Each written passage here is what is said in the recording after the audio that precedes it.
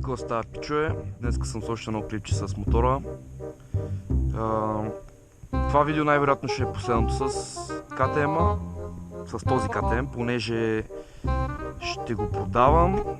Мисля да се насоча към електрическа тротинетка или електрически мотор. И ще го продавам, защото вече всичко преминава на ток и аз смятам да съм от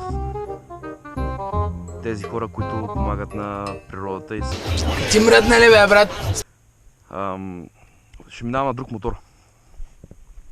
Бензинов, естествено, не електрически. Няма да кажа, ще сигурно 450 или 500, ендуро вече и това ще го разкарам.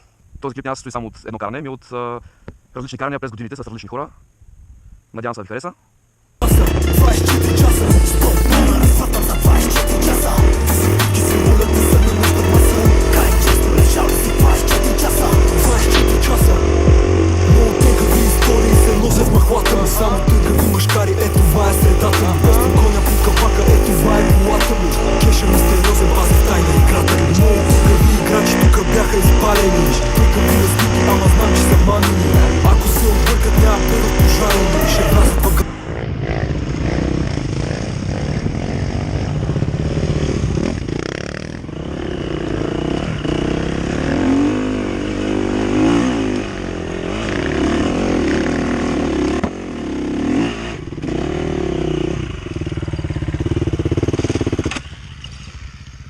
Аз сега се пробваме с двата крака отзади, да не умре. Ако падна, поне е снимано.